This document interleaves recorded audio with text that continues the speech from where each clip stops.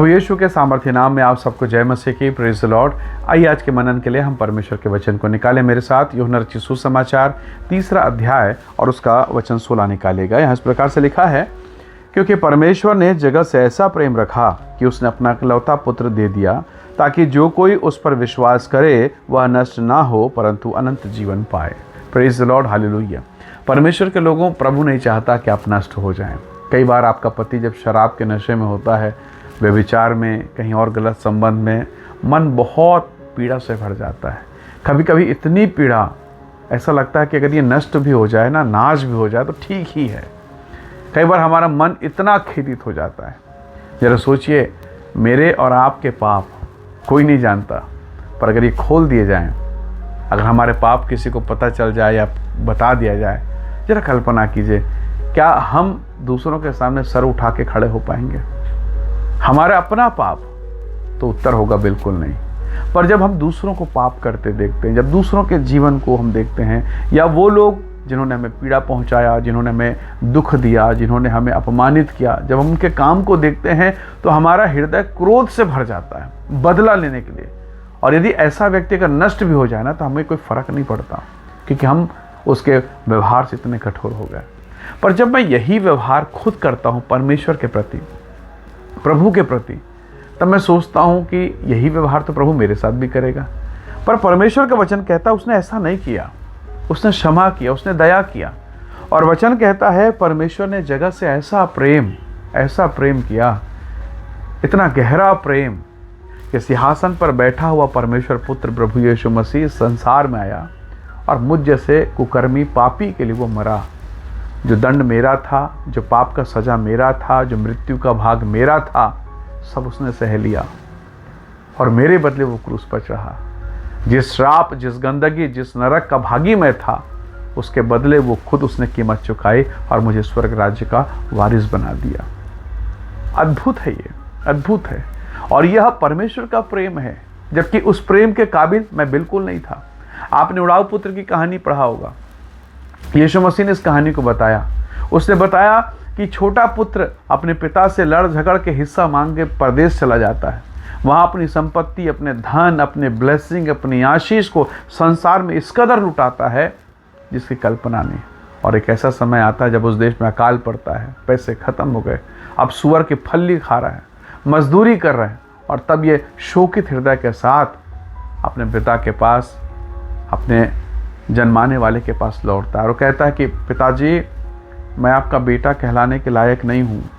मैंने बहुत गुनाह किया, मैंने अपने शरीर को घृणा के काम में लगाया, मैंने अपना धन बर्बाद कर दिया, जो आशीष तूने मुझे दी सब सत्यानाश मैंने कर डाला। अब बेटा कहलाने के लायक नहीं हूँ, नौकर के समान रख ले। और पिता का प्रेम देखिए, उसने अपनी अंगूठी पहनाई, अपनी जूती पहनाई, अपने कपड़े पहनाए, उसके पापों को क्षमा किया, नज़रअंदाज कर दिया और घर के भीतर ले गया। ये उस पिता का प्रेम है। तो वो जिसने इस कहानी को बताया, अर्थात प्रभु यीशु मसीह, उसका प्रेम कैसा है। तो बहुत बार हम अपनी बेटी के जीवन को देखकर, बेटा, पत्नी, घर वालों के जीवन को देखकर मन ही मन कुड़कुड़ा उठते हैं, मन ही मन। और हमें लगता है कि इनका पाप बहुत ज़्यादा है। पर सच कहें तो परमेश्वर का अनुग्रह बहुत ज़्यादा है। प्रभु के लोगों, प्रभु मुझे और आपको ऐसा हृदय दे, प्रभु ऐसा दया करे कि हम माफ़ करने वाले हो जाएं, क्योंकि हमारे भी पाप माफ़ किए गए। हमें भी प्रभु ने दया करके, हमें भी अनुग्रह करके अपने लहू से धोकर उसने हमें खरीदा है, हमें बचा लिया है। प्रभु के लोगों, इस प्रेम के संदेश को समझना आवश्यक है। बाइबल कहती, जो कोई उस पर विश्वास करेगा वो नष्ट नहीं होगा। प्रभु यीशु मसीह ने बताया, शैतान इसलिए आता है, चोर इसलिए आता है। यूहन्ना के सुसमाचार 10वें अध्याय को जब आप पढ़ते हैं तो वहाँ पर परमेश्वर के वचन में लिखा है कि चोर इसलिए आता है, चोरी करने, घात करने, नष्ट करने। यीशु ने कहा, मैं इसलिए आया ताकि वो जीवन पाएं। आज हो सकता है आपका घर, आपका पारिवारिक जीवन, पति के साथ आपका संबंध, पत्नी के साथ आपका रिलेशनशिप मानो मरने की दशा में, नष्ट होने की दशा में है। और इसके बहुत सारे कारण हो सकते हैं। संसार के लोग, शरीर की बातें, बीमारी की बातें, कई प्रकार की बातें वो नष्ट करने के लिए आई। आपके जीवन को, आपके फैमिली लाइफ को, आपके पारिवारिक जीवन को। किसी के फाइनेंस में परेशानी, तो कई कोर्ट कचहरी के चक्कर लगा के थक गया, नहीं समझ में आ रहा है क्या करें, कैसा करें। पर यहाँ प्रभु यीशु मसीह का वचन कहता है, यदि तू विश्वास करे नष्ट नहीं होगा, हालेलुया, नष्ट नहीं होगा, फिर से जीवन शुरू होगा, क्योंकि प्रभु के वचन में लिखा, यदि तो विश्वास करेगी, यूहन्ना 11:40 कहता है, यदि तू विश्वास करेगी परमेश्वर की महिमा को देखेगी। बहुत बार जब हम बहुत लंबे समय तक प्रार्थना करते हैं और हमारे जीवन में मानो दुखों का पहाड़ एक के बाद एक जब आता है, तो प्रार्थना का मन खत्म हो जाता है, प्रार्थना वाला विश्वास डगमगाने लगता है और लगता है कि क्या अब भी चमत्कार हो सकता है। कई बार ऐसे होता है, पर जिसके शरण में आप हैं वो सर्वशक्तिमान परमेश्वर है। हालेलुया। उसने कहा, मुझ यहोवा से कौन सा काम कठिन है। याईर के लोगों ने घर से आकर कहा था, उसने आकर संदेशा दिया, घर से आकर कहा कि तेरी बेटी मर चुकी है, अब गुरु को दुख मत दे। पर यीशु मसीह ने क्या कहा, ढाढ़स बांध, विश्वास रख, सब ठीक हो जाएगा, तेरी बेटी मरी नहीं, सो रही है। तो बहुत बार हमें लगता है कि हमारे रिश्ते, हमारा परिवार, हमारा फाइनेंस, हमारा बिजनेस मर गया, ख़त्म हो गया, अब कुछ नहीं हो सकता। लेकिन प्रभु यीशु मसीह कहते हैं कि मरा नहीं है, अभी भी जान बाकी है, अभी भी मैं जिंदा हूँ, मैं काम करने वाला यहोवा हूँ, मुझ यहोवा से कौन सा काम कठिन है। तो प्रभु के लोगों, निराशा के दशा में, पीड़ा के दशा में इस वचन को बोलिए और विश्वास कीजिए कि परमेश्वर ने जगत के साथ साथ आपसे, मुझसे प्यार किया। प्रभु के वचन को पढ़िए और कहिए, प्रभु ने, परमेश्वर यहोवा ने मुझसे ऐसा प्रेम किया ताकि मैं यीशु पर विश्वास करूं और मैं नाश ना हूं, मेरा पति नाश ना हो, मेरी बेटी नाश ना हो और एक ऐसा अनंत जीवन मिले। हालेलुया। तो प्रभु के लोगों, ये वचन आपके लिए मानो दवाई, टैबलेट, कैप्सूल, इंजेक्शन से बढ़कर जीवनदायी है। प्रभु के वचन में लिखा, प्रभु ने कहा, मैं अपने वचन को भेजकर उन्हें चंगा करूंगा। आज के इस दिन में जब ये वचन आप सुन रहे हैं और आपको लग रहा है आपके भीतर में कुछ हलचल हो रहा है, इसका मतलब है ये वचन केवल और केवल आपके लिए है। प्रभु चाहता था ताकि आप इस वचन को सुने और आपके जीवन में एक नई शुरुआत हो, एक नई शुरुआत। पिता ने शायद आशा छोड़ दिया रहा होगा संसार की रीति पर, भाई ने भी आशा छोड़ दिया, पर जिस कहानी को यीशु ने बताया, उस कहानी में पिता अब भी चौखट के पास बैठ के देख रहा है। प्रभु के लोगों, ऐसा प्रेम क्या कभी मिलेगा? अभी भी पिता बैठा हुआ है आपके इंतज़ार में, मेरे इंतज़ार में, हमारे इंतज़ार में। इसलिए आप भी इंतज़ार कीजिए अपने घर के लिए, अपने परिवार के लिए, और प्रार्थना बिल्कुल मत छोड़िए, विश्वास बिल्कुल मत छोड़िए, क्योंकि लिखा है, विश्वास जो करेगा वो नष्ट नहीं होगा, जो विश्वास करेगा।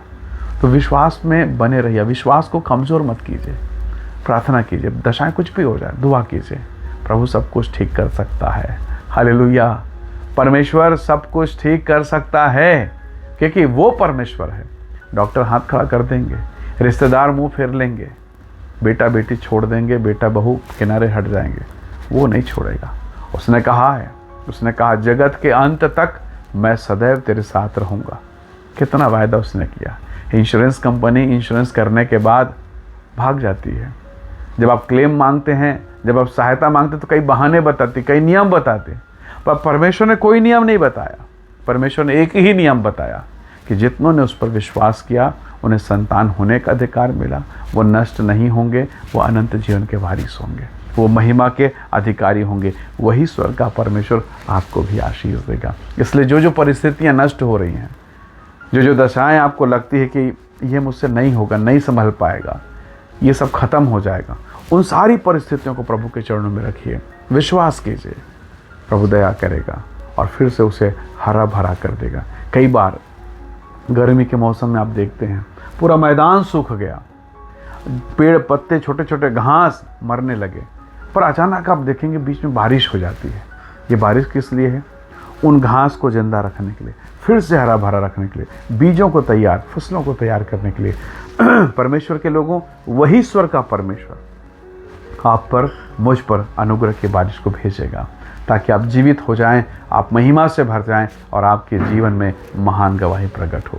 तभी तो आप गवाही देने जाएंगे, तभी तो आप महिमा कर पाएंगे और कह पाएंगे, मेरा परमेश्वर जिंदा है। हालेलुया। वही स्वर्ग का प्रभु आपको आशीष देगा। आइए दुआ करें, मनों को तैयार करें, प्रभु का धन्यवाद करें। प्रेमी अनुग्रहकारी स्वर्गीय पिता, हर एक विषम परिस्थितियाँ, नष्ट करने वाली परिस्थितियाँ, सारी बातों को हम आपके चरणों पर देते हैं और विनती प्रार्थना करते हैं हर एक भाई बहन के लिए जो संदेश इस वीडियो को देख रहे हैं, यीशु के नाम से ब्लेस्ड हो जाएं, आशीषित हो जाएं, अनुग्रह से भर जाएं और सब प्रकार की पीड़ा परेशानी से छुटकारा पाएं। प्रभु आप इन्हें आशीष दें, सहायता करें, अनुग्रह करें। हम सब बातों में आदर आपको देते हैं, यीशु मसीह के सामर्थ्य नाम से इस विनती, इस प्रार्थना को मांगते हैं। आमीन, आमीन। प्रभु आप सबको बहुत ऐसे आशीष दे।